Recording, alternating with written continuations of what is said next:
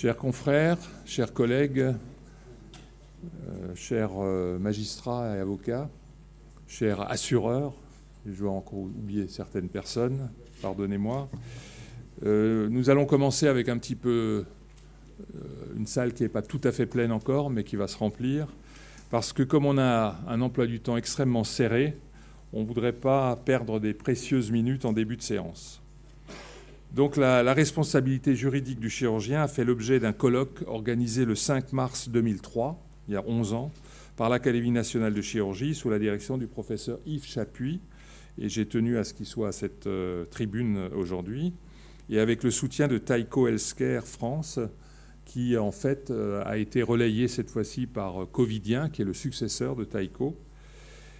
Le texte des orateurs et des discussions de ce colloque de 2003 a été imprimé et publié dans les e-mémoires de l'Académie, et tout le monde probablement connaît le petit fascicule. Et nous souhaiterions cette fois-ci faire la même chose, c'est-à-dire tenir vraiment nos collègues informés des dernières informations concernant ce sujet.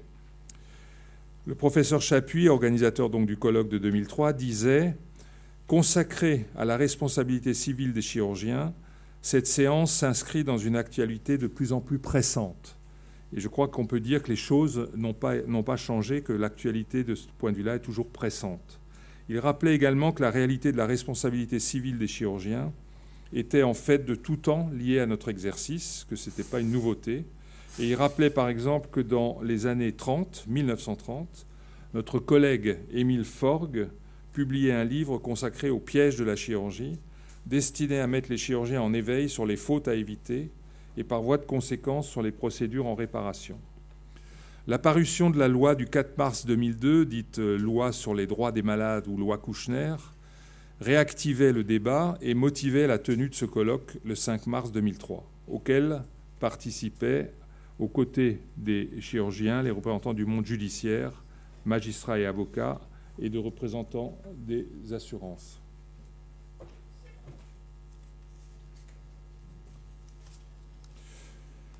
Dans les conclusions de ce colloque, je retiendrai cette phrase.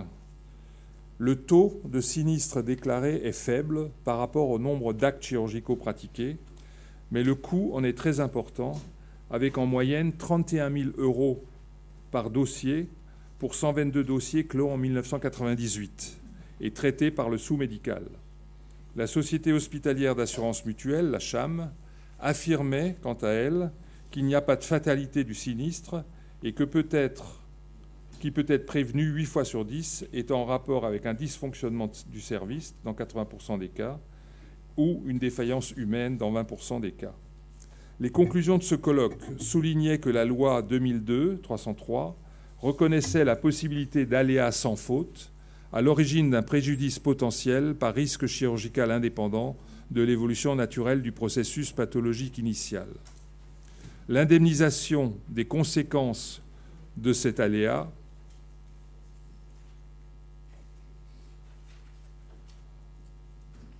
relevait désormais de la solidarité nationale.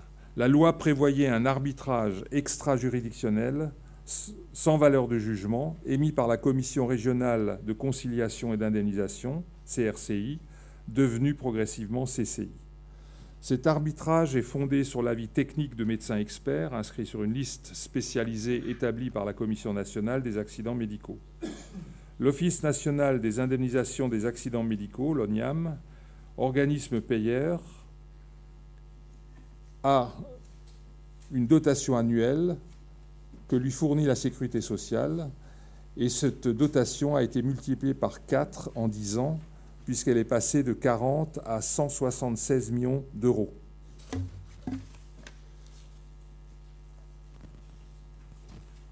Alors, il existe d'autres mécanismes de règlement des litiges, et la médiation-conciliation juridictionnelle selon l'article L211-4 du Code de justice administrative en est une, et l'autre étant la médiation vraie extra-juridictionnelle en présence d'un tiers compétent et indépendant, librement choisi, permettant d'aboutir à l'amiable à un accord négocié.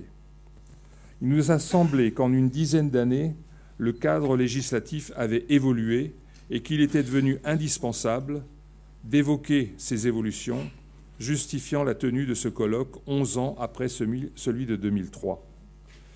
Je tiens à remercier tous ceux qui ont accepté de participer aujourd'hui à ce colloque, magistrats et avocats, représentants des instances et des organismes concernés, représentants des assurances, médecins et chirurgiens.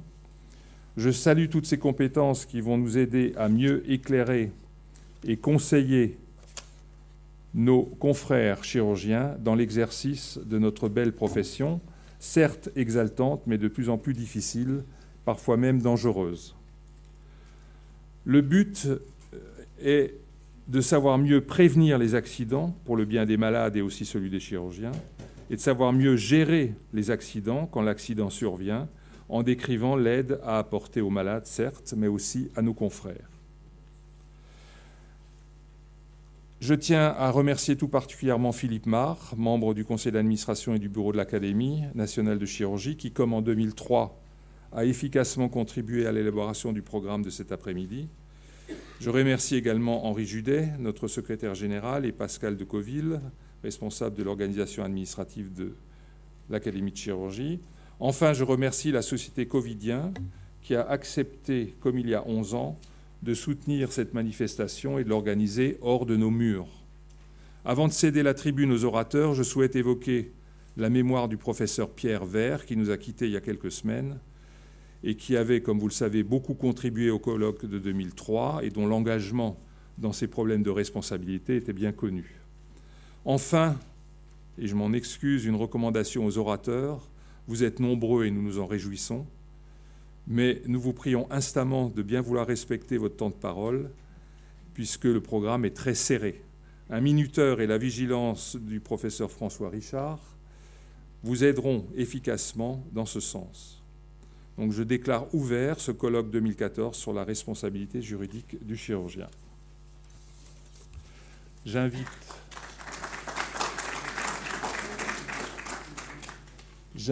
Yves Chapuis à dire quelques mots, puisque c'est à lui qu'on doit le premier colloque et nous sommes très heureux de le saluer parmi nous aujourd'hui.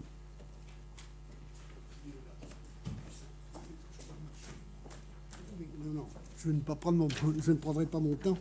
Je remercie bien sûr notre président et puis les organisateurs actifs de cet événement. Je n'ai rien à rajouter à ce qu'a dit de façon remarquable notre président Daniel Jecques. Je voudrais simplement dire, c'est vrai qu'il y a une évolution législative, mais nous sommes aussi, l'événement, c'est que nous avons une société, un comportement de la société qui change, ne serait-ce que, par exemple, le développement des associations qui jouent un rôle, effectivement, d'associations de malades, et au point d'ailleurs il y a pour la prochaine loi de santé, une parlementaire fait une proposition d'amendement qui introduit une responsabilité des associations de malades à l'intérieur même, à un haut niveau des administrations hospitalières. Voilà. Et puis, bien entendu, d'autres choses ont changé, comme vous le savez.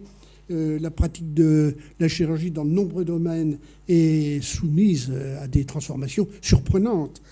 La responsabilité civile devient souvent une responsabilité collective. Et puis le matériel, la machine envahissent de plus en plus notre activité, avec donc une place grandissante qui n'est pas sans avoir aussi des implications sur le plan financier. Alors c'est la raison pour laquelle il était certainement nécessaire que dans cette évolution, dans ce contexte nouveau que nous rencontrons, mais que nous rencontrerons de plus en plus dans les années qui viennent, et pour nos élèves, nos successeurs, il était très important que nous ayons ce colloque. Excusez-moi d'avoir été un peu long, mais le président souhaitait que je dise un petit mot en commémoration de l'année 2003.